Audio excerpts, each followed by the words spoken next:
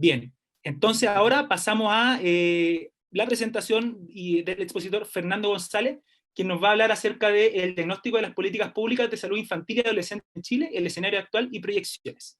Así que Fernando tiene su tiempo a disposición. Muchas gracias, Alexander. Muchas gracias por la invitación, por tu presentación. Para mí una tremenda alegría poder estar acompañándolos en este Congreso de Medicina Familiar, abriendo el espacio para la medicina familiar del niño y la niña, del adolescente, en esta comisión que evidentemente lo que no va a hacer otra cosa más que relevar la importancia de que la salud infantil hoy día es un tema que tiene que ser priorizado, y todavía tenemos muchas brechas que son las que hoy día quiero compartir con ustedes. La presentación la titulamos Diagnóstico de las políticas públicas en salud infantil y del adolescente en Chile, el escenario actual y proyecciones. Y ahí voy a ir compartiéndole algunos enfoques y prismas desde los cuales me gustaría que vayamos viendo la situación de la salud infantil. Entonces, bueno, yo no puedo no comenzar esta presentación sin relevar que la salud va mucho más allá de lo asistencial, de las prestaciones de salud que se brindan en los centros asistenciales. La salud está compuesta por los componentes físicos, mentales y sociales del desarrollo de la persona, y el modelo determinante social de la salud lo explica de manera muy completa e integral. Bajo esta perspectiva, no podemos dejar tampoco de lado el hecho de que las problemáticas de salud hoy día más que nunca no se dan precisamente a partir de la biología, de la genética de las personas, ni necesariamente del sistema de salud que da respuesta a ellos, sino que están determinados principalmente por el medio ambiente y los estilos de vida en los cuales las personas viven, se desarrollan y fallecen finalmente, ¿cierto? Y si bien estos gráficos son bien antiguos, son de Lalonde de los años 80,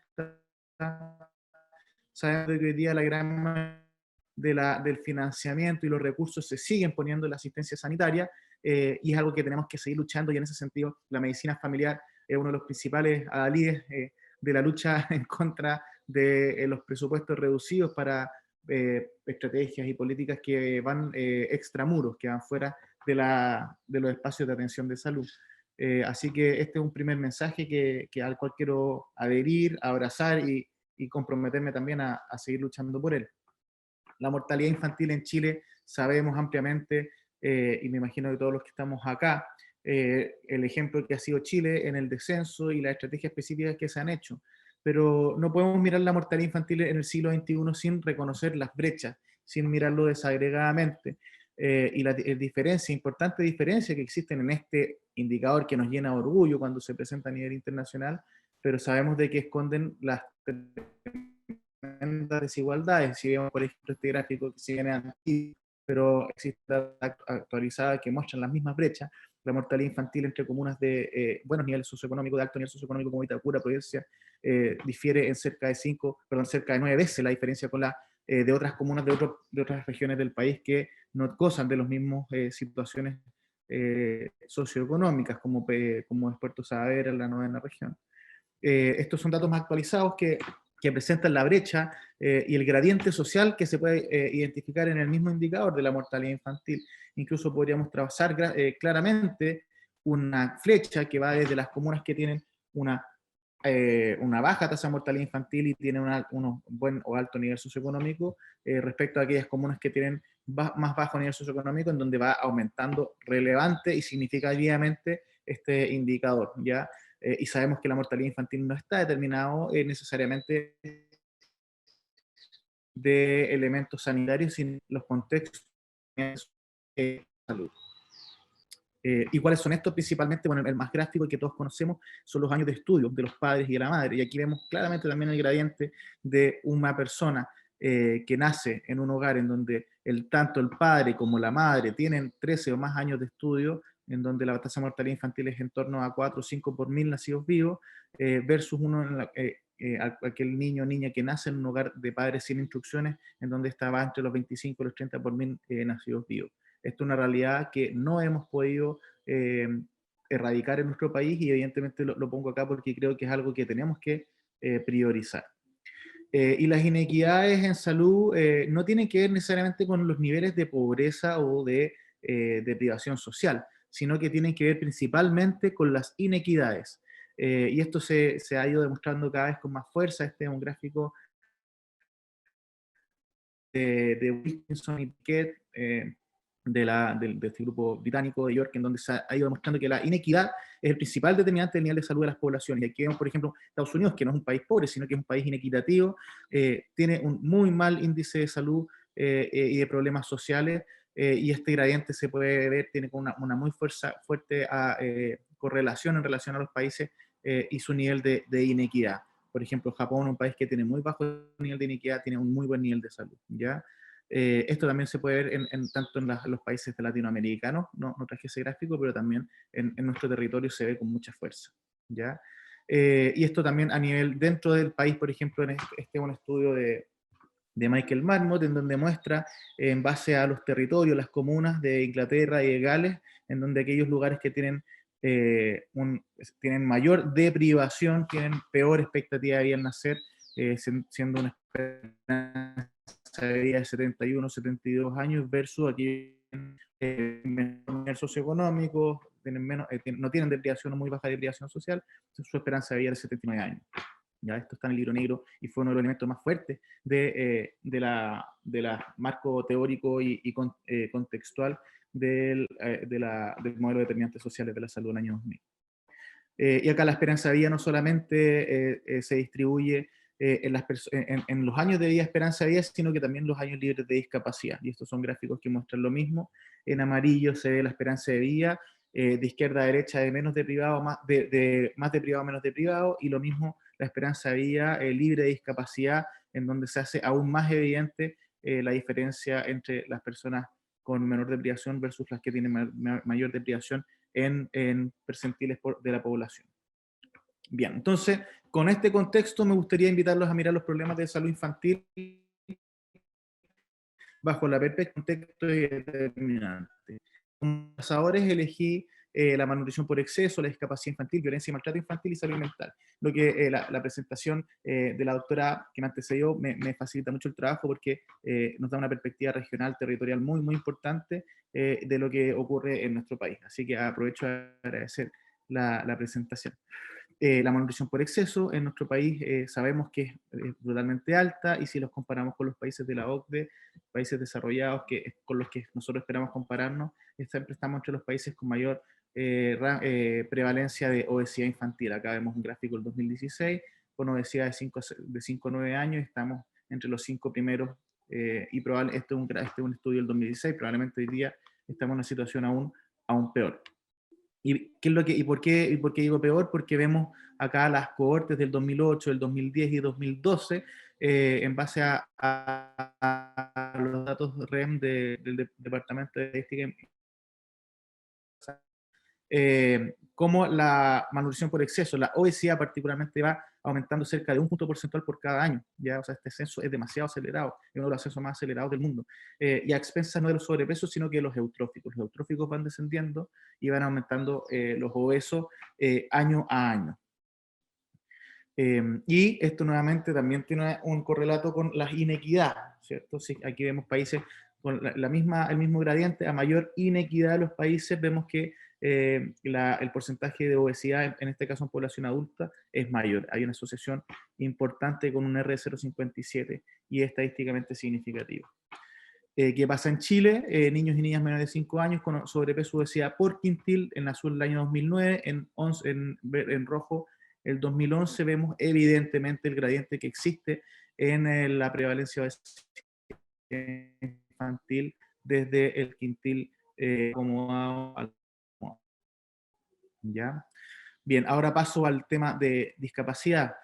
Como contexto también, nacimientos en Chile se ha mantenido estable, y la frecuencia o el porcentaje de estos nacimientos que son en poblaciones, o sea, son nacimientos prematuros o de muy bajo peso, se ha mantenido estable, ¿ya? Lo que determina un porcentaje de la población, como vemos aquí en la tabla de abajo a la izquierda, 1 a 2% de la población que nace en el país tiene alto riesgo de desarrollar patología neurológica, que va a determinar una carga de enfermedad y un grado de discapacidad que van a aportar a lo largo de toda la vida, ¿ya? Otra forma de abordar y aproximarnos a la prevalencia de discapacidad tenemos en la encuesta nacional de salud el porcentaje de población infantil que tiene rezago o retraso del desarrollo psicomotor, donde vemos que cerca del 30% tienen algunas dos características. Esta distribuye similar entre hombres y mujeres, y en el sector urbano un poco más prevalente que en el rural. Pero muy importante ver nuevamente la perspectiva de inequidades, en donde los años de estudio aprobados por el jefe de hogar sí marcan una diferencia importante, en donde si es que la población tiene más, digamos, eh, menos años de estudio aprobados, tienen 14% de riesgo de tener retraso del desarrollo versus 12 o más años solamente un 4,5%. ¿Qué ha pasado en los últimos 30 años en relación a las modificaciones de las enfermedades o de las condiciones de salud que determinan la carga de enfermedad? Si esta ha ido disminuyendo significativamente, ha cambiado relativamente las condiciones o enfermedades que determinan la carga de enfermedad, en donde en azul vemos que las enfermedades transmisibles eran la principal causa explicada desde el año 2000-2002. Se invierte, al menos se pasa a tener mayor importancia las enfermedades no transmisibles, ¿cierto? Principalmente determinadas por las conductas y hábitos insanos de nuestra población, ¿ya? Así que es muy importante tener eso presente, y las enfermedades producto de traumatismo se han mantenido estables, no se ha podido descender, no tiene el descenso que hubiésemos querido, que hemos visto en las otras condiciones, pero evidentemente es algo sobre lo que es más difícil de intervenir. Con este contexto, ya hoy día, al año 2015, en la encuesta nacional de discapacidad, sabemos que el 5,8% de la población infanto-juvenil tiene alguna situación de discapacidad, 6,3 y 5,8 son moderadas y severas. La relación entre hombre y mujer en hombres es más prevalente que en mujeres, 7,2 versus 4,4%, y nuevamente la socioeconómica lo que hace pensar que las causas de discapacidad deberían ser prevenibles y evitar, digamos, esta inequidad que podemos ver en este gráfico. Las personas con discapacidad, 5,1% son de nivel o clase o nivel socioeconómico alto, y 39,5% de nivel o clase socioeconómica baja, lo que es totalmente distinto a los porcentajes que componen dichos grupos poblacionales. De las personas con discapacidad en Chile, 2 de 5 pertenece a nivel socioeconómico bajo, 1 de 5 de las personas con nivel socioeconómico bajo presenta discapacidad, 1 de 8 de las medias, y 1 de 21 de nivel socioeconómico alto. Es decir, hay una brecha muy importante en aspectos, en conceptos de discapacidad.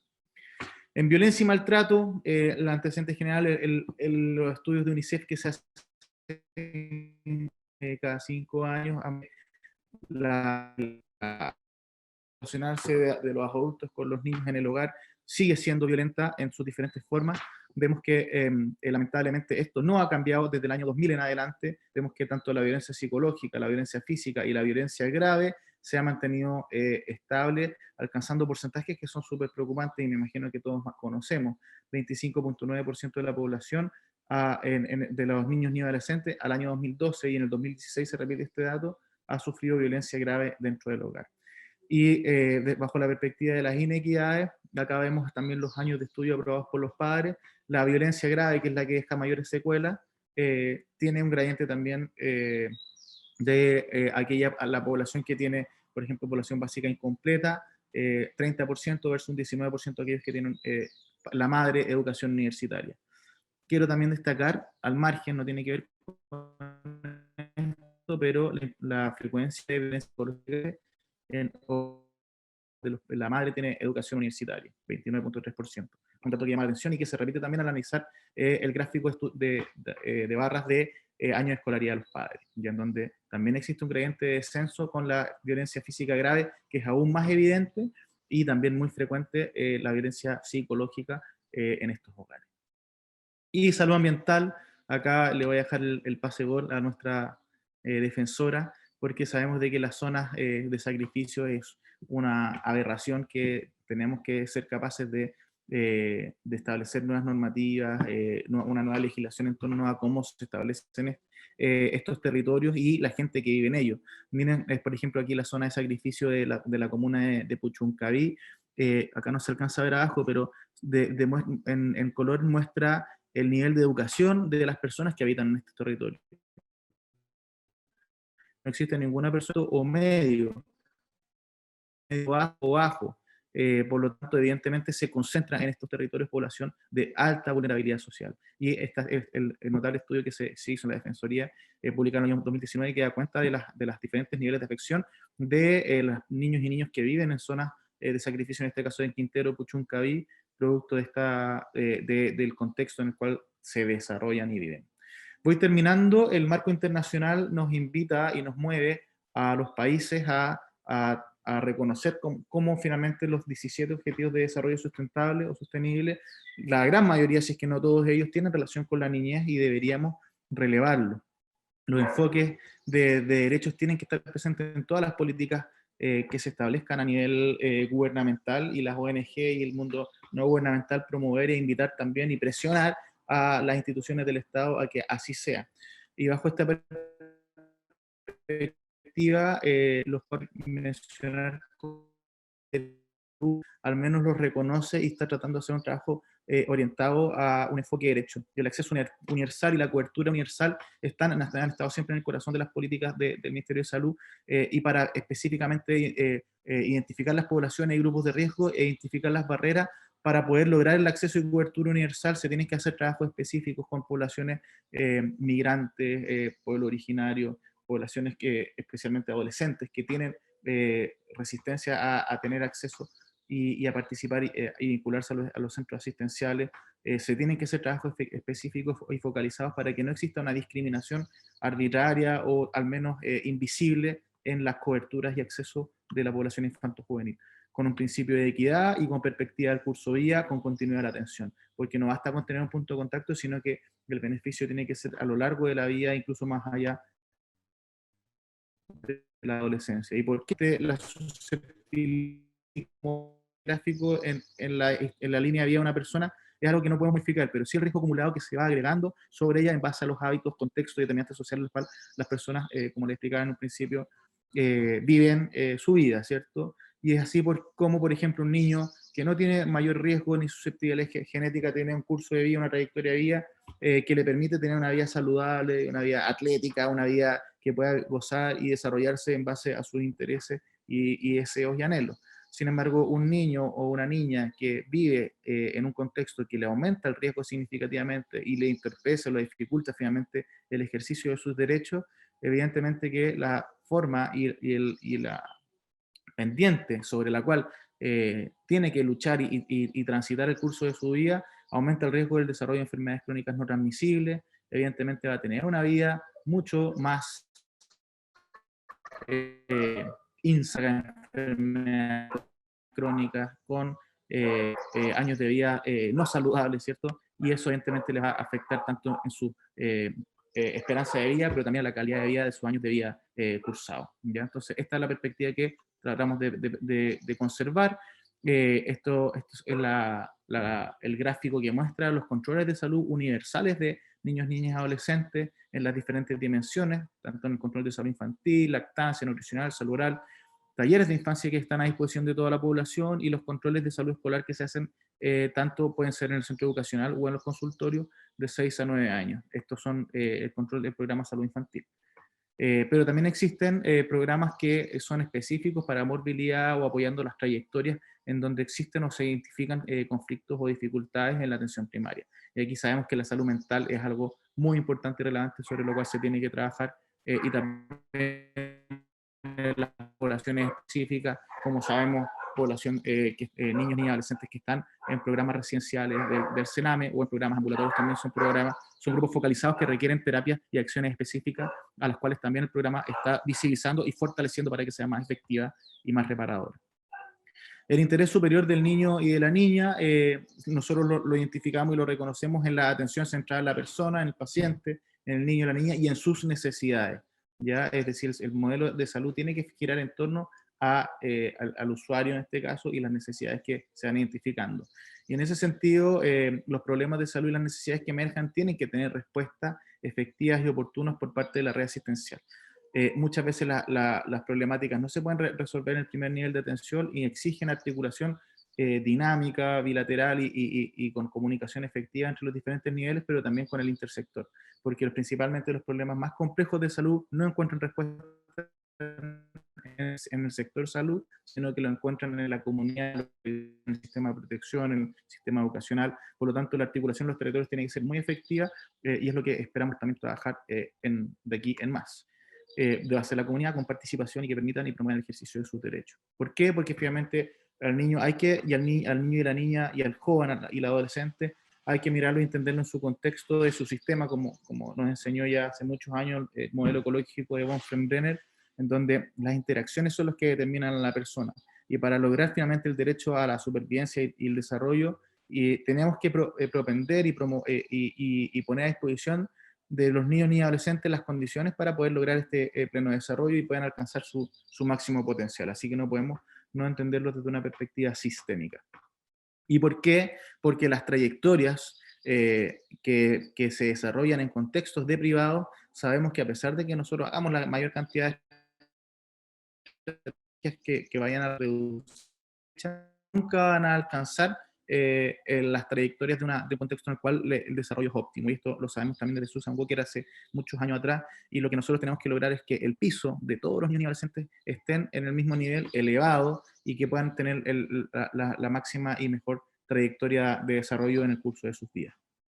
Y para terminar, siempre a mí me da lata que participación siempre es el cuarto y uno lo habla al final cuando debería ser el primero.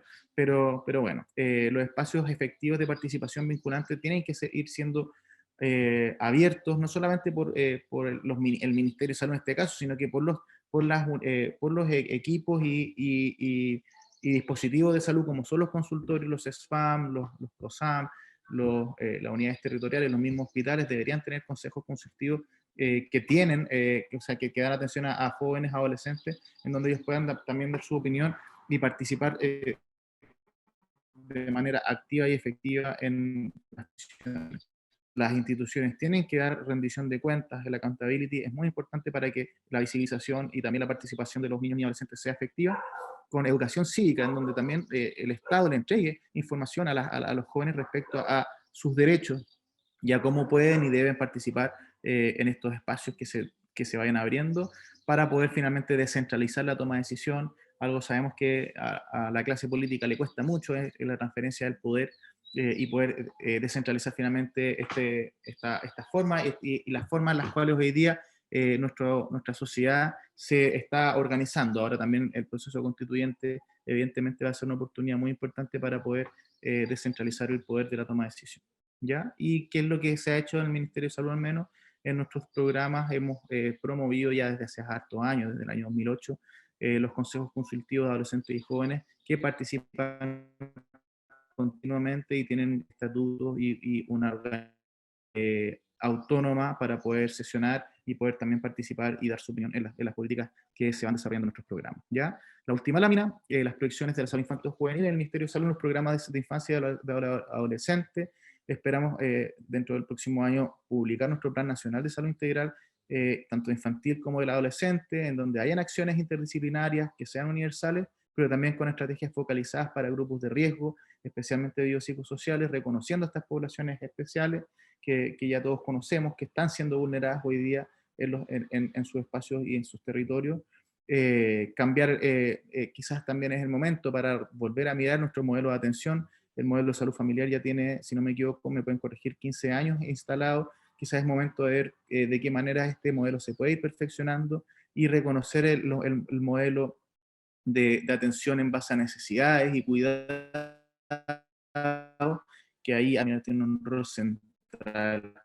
Esperamos contar también con su participación y apoyo, y que todo sea atravesado por el enfoque de derecho. Un abordaje integral para la erradicación de violencia, rehabilitación infantil basada en la comunidad, salud mental infantil juvenil en todos los territorios, y a los problemas complejos de salud infantil juvenil, dar respuestas intersectoriales y comunitarias. Con eso termino mi presentación y creo que al final dejo más preguntas que respuestas, pero estoy muy abierto a responderlas y a dialogar con la mesa al finalizar las presentaciones. Muchas gracias y ahí seguimos. Sí. Fernando, muchísimas gracias por tu presentación. A mí me gustaría quedarme con el final en el fondo, que se aproximan nuevas definiciones de planes de salud para niños, niñas y también adolescentes, y que bueno que mencionas esto de echarle una mirada al modelo asistencial, porque eso ya se está avanzando en otros segmentos o del ciclo vital, ¿cierto? Pero faltaba, en fondo, darle esta bajada a los primeros años de vida de las personas que viven en nuestro país, digamos, y que se atienden en nuestros servicios de salud. Así que es importante saber que se está avanzando en eso. Y, por cierto, cuenta con nosotros como comité de niñas, niños y adolescentes para poder colaborar con ustedes también. Y, por cierto, también agradecemos esta oportunidad.